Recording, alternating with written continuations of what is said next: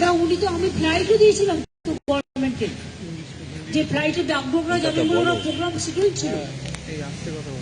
উনি তো যেতে পারেননি একটাই কারণে, কারণ সেই দিনই ওরা ডিসিশন নিয়ে সরিয়ে দিলেন না। আমরা তো গভর্নমেন্টের ফ্লাইটটা ওনাকে দিয়ে রেখেছিলাম এবং উনি বুকটা করেছিলেন এবং ওনার বাগডোগরায় যাওয়ার কথা ছিল। বাগডোগরা প্রেসিডেন্টের ওখানে ওনার যাওয়ার কথা ছিল, সেখান থেকে ওনাকে মেসেজ দেওয়া হলো বাগডোগরায় না গিয়ে দিল্লি যেতে।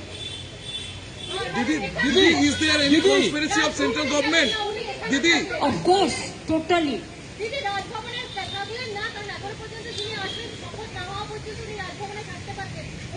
সেটা দেখুন ওনার শিষ্টাচার, যখন ওনাকে রাখা হয়নি এবং ইনজাস্টিস তখন ইনজাস্টিসের কেন পক্ষে, সুতরাং নিজের মর্যাদা নিয়ে উনি হোটেলে থাকতে চেয়েছিলেন।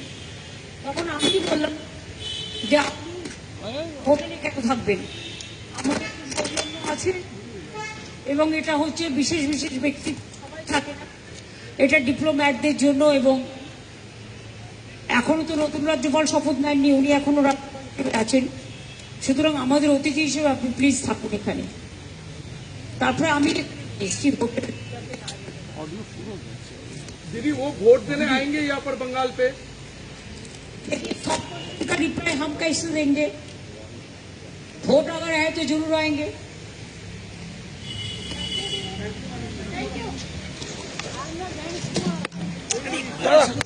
কি করব কি করব এ হাত তুলছো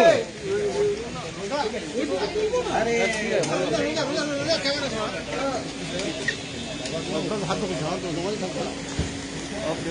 হাত ঢোকাস না।